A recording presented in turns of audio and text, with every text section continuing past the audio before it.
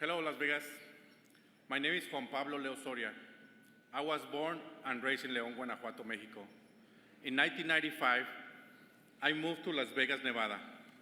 I came in pursuit of the American dream to have a better future. After graduating from Las Vegas High School in 1998, I joined the union, Operative Plasters and Cement Mason, Local 797. They gave me not only a job, but a career that changed my life forever. After 4 years of the best apprenticeship program as a plasterer, I became a journeyman. Because of my union, I was able to find work, make a good living, save, and get ahead. But for working Americans like me to have a shot, we need a voice in the White House. We have that voice with President Biden. The president has our backs, has the backs of us workers. And President Biden gets that owning a home is how most of us get a chance to build wealth. He knows that affordable housing is a necessity. That's why I was so happy to learn that the President is continuing to push for more actions to make housing even more affordable for everyone. Thanks to the President's work turning around the economy after COVID, making sure workers get a fair shot, I am proud to say that I am on the market to buy a home.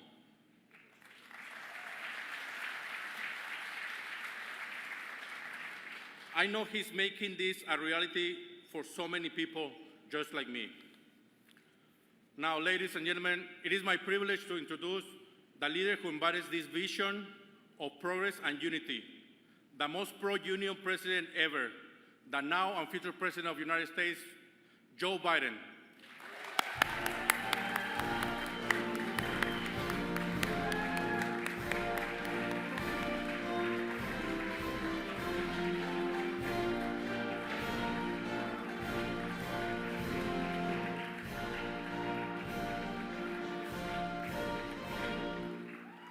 Hello, hello, hello. Pablo, thank you for the introduction. I appreciate it. Thanks for sharing your story.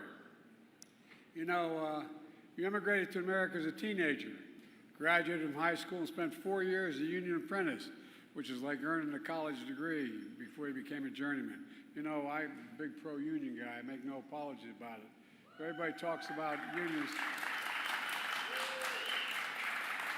It's interesting, people who don't understand, they go, well, you know, union. They like to walk in and say, I want to be an electrician, I want to be a plasterer. You got 4 or 5 years of apprenticeship. You earn it, and you deserve it. You help build homes for others and reach their dreams, so now you're in the market yourself to continue your dream. I also met another mother named Latree, Latree Shoe. Where's Latree? Latrice, excuse me. There she is. Who's able to buy her first home with a $15,000 down payment by the American Rescue Plan, which we wrote.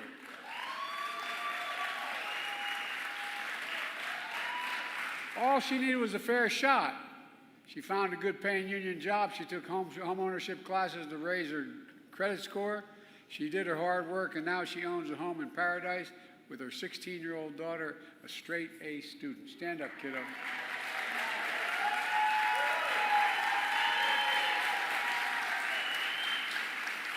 We're fortunate to have great partners in Congress here today who are helping make these dreams possible. Representative Stephen Horsford, a great leader of the 4th District and chair of the Congressional Black Caucus, who works every single day to reduce housing costs and close the racial wealth gap, which is happening. Representative Susie Lee, who's a driving force to cut red tape and build more affordable housing all across Nevada. Representative Dana Titus, God love you, Dana, your old friend. You've always had my back, and I've had yours, and you had people of this country and this city back. Housing is so much more than just a word. It's about people's lives. You know, you can't be here today because there are votes in Washington, but I also want to thank your outstanding senators, Catherine Cortez Masto and Jackie Rosen, for their leadership in making housing more accessible and affordable. I also want to thank all the housing advocates here today who are doing God's work. All the housing advocates, stand up.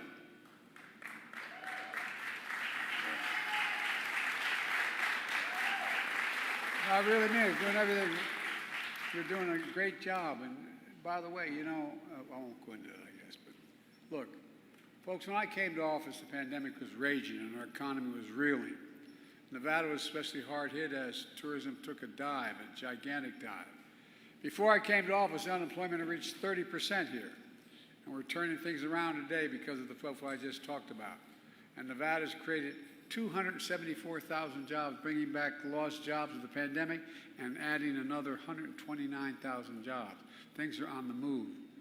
Unemployment is down dramatically, with more Nevadans working today than ever before in the history of Nevada. And thousands of cities across all of America are seeing this great comeback story. You know, my American Rescue Plan, which I might add, not a single solitary Republican voted for, provided $350 billion to state and local governments, including funds for every city, county, town, tribe in this state.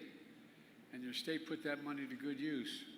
You put cops on the beat, teachers in the classroom, kept small businesses on their feet and families in their homes. And that's not all. You can't have the best economy in the world, which we do now, if you don't have the best infrastructure in the world. My predecessor promised, remember, my predecessor kept talking about infrastructure weak for 4 years. We didn't build a damn thing. You all think I'm kidding, I'm not. I proposed and signed the most significant investment in our nation's infrastructure in generations. And now we're going to have an infrastructure decade.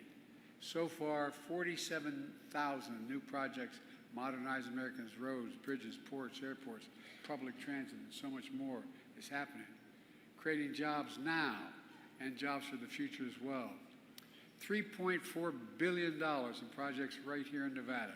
$3.4 billion.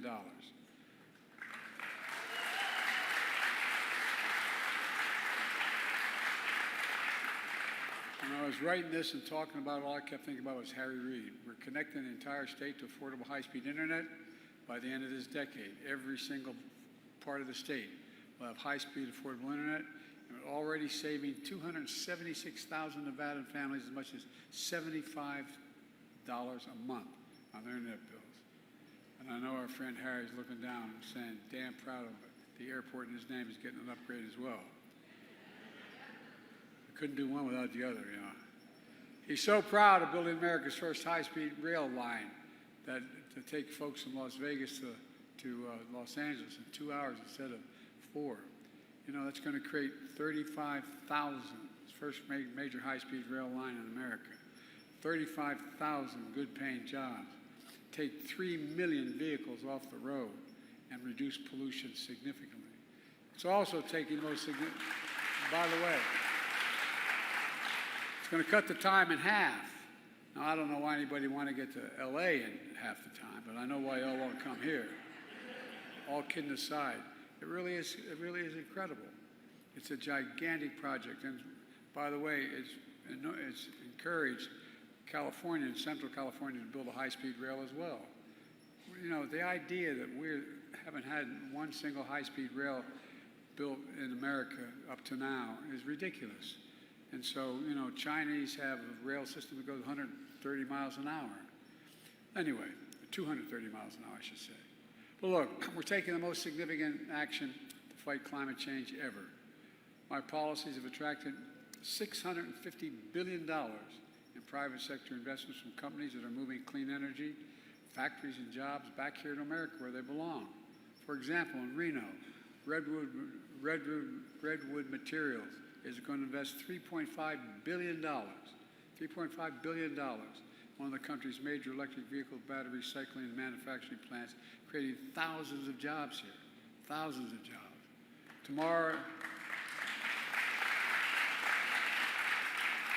by the way, tomorrow in Arizona, we'll be talking about America invented the semiconductor chip, the tiny chips the size of the tip of your little finger, which powers everything from automobiles to smartphones to weapon systems. We invented those chips. We made them better. And then we lost the market because a lot of the corporations said, let's send the jobs overseas where they're cheaper and bring the product home, which is more expensive. We don't do that anymore. We make it here. We keep the jobs here and we send products overseas.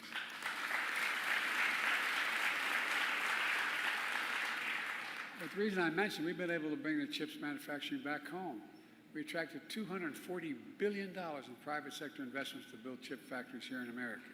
And by the way, they're creating tens of thousands of good-paying jobs, both in construction and manufacturing. And the average salary in one of those, they call them fabs, the factories, is $100,000 a year, and you don't need a college degree to get that job. Across the country, folks have filed a record number of new business applications since I took office. The fastest growth of Latino-owned businesses in more than a decade. More black small businesses starting at the highest rate in 30 years. In Nevada, since I came to office, we've seen 195,000 small business applications. And every one of those applications is an act of hope. It's critical because small businesses, the reason I keep talking about small businesses make up half the GDP, half the economy of America. Half of all the economy in America is generated by small businesses. But here's the deal. As more folks move to Nevada for good-paying jobs, we need housing that's affordable. The depth of the pandemic, and in the depth of the pandemic, the American Rescue Plan delivered funds to keep 8 million families in their homes nationwide by preventing foreclosures and evictions. So here in Nevada, we use those funds to keep 50,000 people's rent be able to be paid.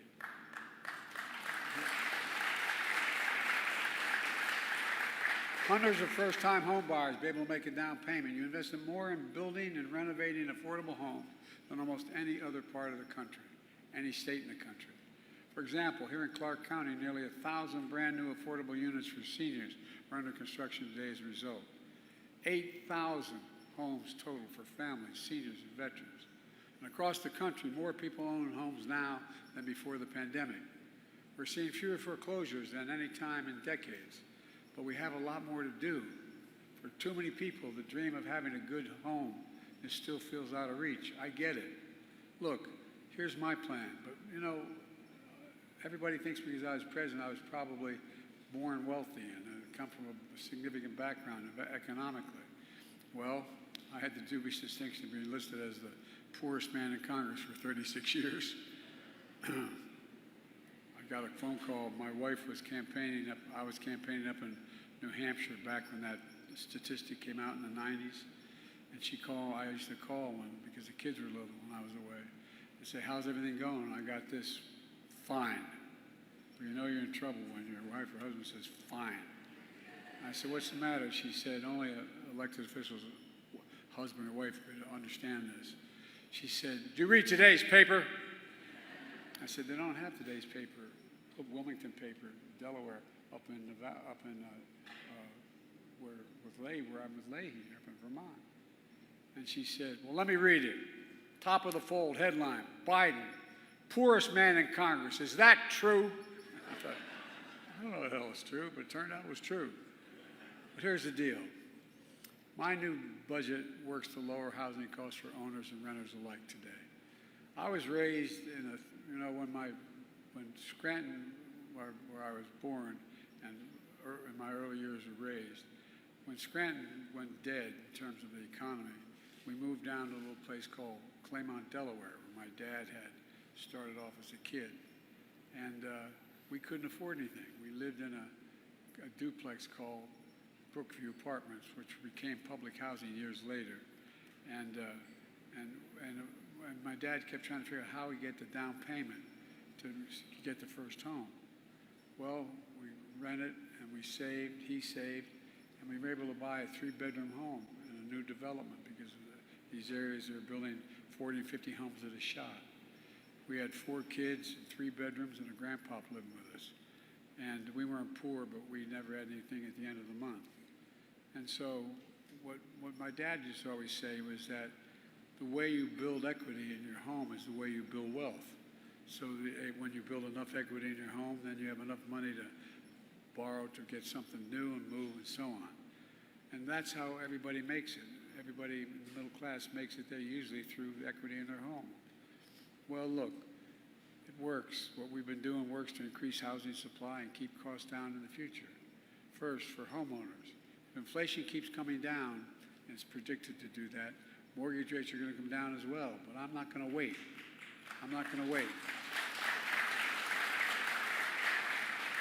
I want to provide an annual tax credit that will give Americans $400 a month for the next 2 years as mortgage rates come down to put toward their mortgage when they buy their first home or trade up for a little more space if they come from a middle-class background.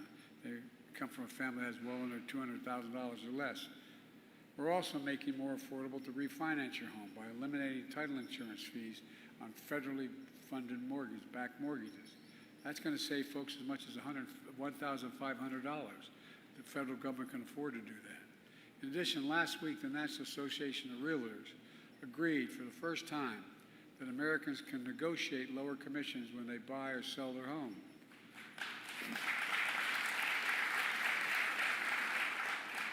On a typical home purchase, that alone could save folks an average of $10,000 on the sale or purchase. I'm calling on realtors to follow through on lowering their commissions to protect home buyers. And folks, we're also working to end the legacy of discrimination on the basis of home valuations. It's exacerbated, as you know, it's exacerbated a racial wealth gap and held back black and brown families. And it's simply wrong.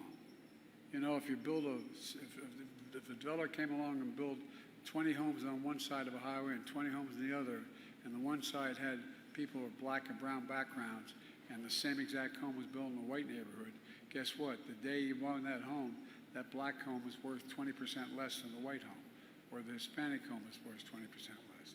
It's wrong. Second, my plan goes to work so we can bring the rents down. My administration is cracking down on big corporations who break antitrust laws by price fixing to keep the rents up. That's how they work it out. Landlords should be competing to give folks the best deal, not conspiring to charge them more.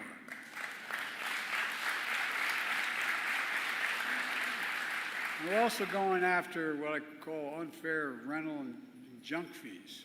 You know, like the ones you charge when you move into an apartment. One of those surprise convenience fees that aren't convenient at all. You can add up to hundreds of dollars. And so some of you have been stuck with that. Folks are tired of being played for suckers, and I'm tired of letting them be played for suckers.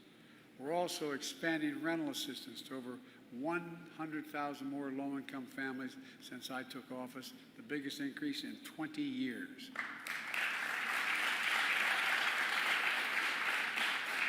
And my new plan would help hundreds of thousands more, including foster kids, as you mentioned earlier, aging out of foster care. So they have to move out, living on their own for the first time. It's also going to help thousands of veterans afford the rent because no one should be homeless in America, especially someone who served this country. And folks, we know affordable housing has been a challenge for a long time. To solve it long term, we have to increase supply because when supply is down, demand is up, costs rise. The bottom line to lower housing costs for good is to build, build, build. And that's why, with the help of your congressional delegation, I've cut red tape so more builders can get federal financing for the new projects.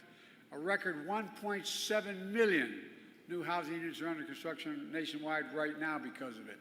In fact, today my administration reported that single-family housing starts are the highest level they've been in nearly 2 years, and my new plan would create 2 million affordable homes, including tens of thousands right here in Nevada. You know, and we're doing this through what they call the neighborhood home tax credit to build or renovate affordable housing. And, you know, and we do it by expanding the bipartisan low-income, it's called the low-income, sorry with all these titles, but that's what these bills are, the low-income housing tax credit to build affordable rental units, which are supported by lenders, builders, families, and housing advocates alike. Look, my plan will also establish an innovative program to help communities build and renovate housing or convert housing from empty office spaces into housing, empty hotels into housing. My plan would provide $8 billion to fight homelessness and move people into homes and off the street. And I'll say it again. In the United States, no one should have to live in the street. No one. Folks, altogether, experts are calling these measures, quote, the most consequential housing plan in more than 50 years. But let me be clear. It's not only my plan, it's fully paid for. And while I'm paying for it, we're also reducing the federal debt at the same time. You know, the Republicans talk about, you know, big tax and Democrats. Give me a break. Come on. I've already cut the federal deficit by $1 trillion since I took office. The last guy increased the deficit by a larger margin than any president in American history in the 4 years he was president. I signed the bipartisan budget deal to cut another $1 trillion in the next decade. For example, because of the law I signed, finally, Big Pharma, the pharmaceutical companies, and we finally beat them, giving Medicare the power to negotiate the prescription drug prices they pay for seniors like they do at the Veterans Administration. The VA says, I need this for veterans, but I'm not going to pay you more than this for this amount of money. Well, it doesn't just save seniors money, it's already saving taxpayers money. The one thing we've been able to do is, when I did that one thing of making sure that you're going to be able to have insulin for $35 instead of $400 a month. Well, guess what? That cut the deficit by $160 billion. $160 billion. And there's a reason for it. Not only saves seniors a lot of money, and when I first wrote it, it included everybody. The Republicans knocked out everybody and left the seniors in. They couldn't lose that one. But here's the deal.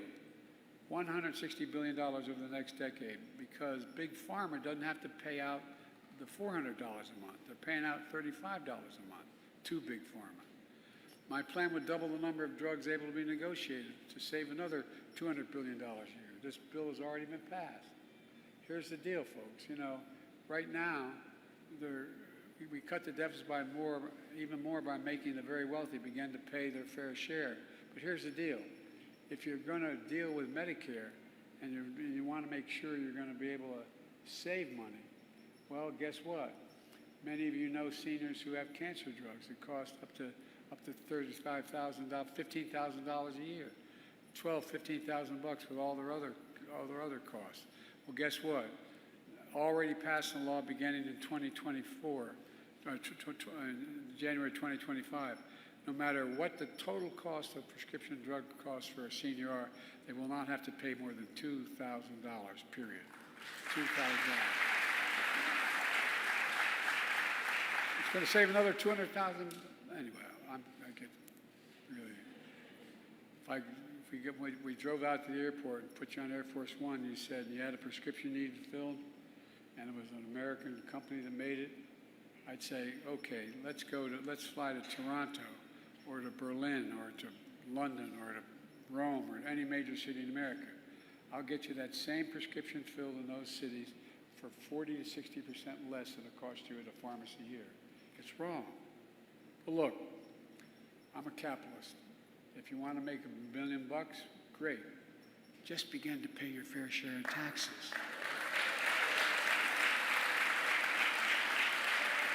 In 2020, 55 of the largest Fortune 500 companies made $40 billion in profits. They paid zero in federal taxes. Not anymore. Thanks to the law I wrote and we signed, big companies now have to pay a minimum of 15%, but that's still too little to have to pay in federal. Wouldn't you all trade that? You'd pay 15% instead of what you're paying now. But look, it's time to raise the corporate minimum tax to at least 21%. So every big corporation finally begins to pay their fair share. You know, before the whole thing with COVID, there were 750 billionaires with a B in America. Today there are 1,000. You know what they pay in average? What the average tax for billionaires in America? 8.2% federal tax. Anybody want to trade them with the billionaire tax? I'd take 8.2%. It's far less than the vast majority of Americans pay. No billionaire should pay a lower tax than a teacher, a sanitation worker, a nurse, anybody busting their neck. That's why I'm proposing, if I'm reelected, we're going to get it done. To a minimum tax of 25% for billionaires. That's not even the highest tax rate, just 25%. You know how much that would raise over 10 years? $500 billion in 10 years. $500 billion if they just started to pay that. Imagine what we could do. We could cut the federal deficit even more. We could invest in things to make America great again. Child care, a whole range of things we could do. And we'd all be better affordable child, home care, housing, all of which help families grow our economy. And by the way, every one of these things I proposed, I asked the Treasury Department to do a study for me because I'm a pro-union guy, and I've been the most pro-union president in American history. And here's the deal.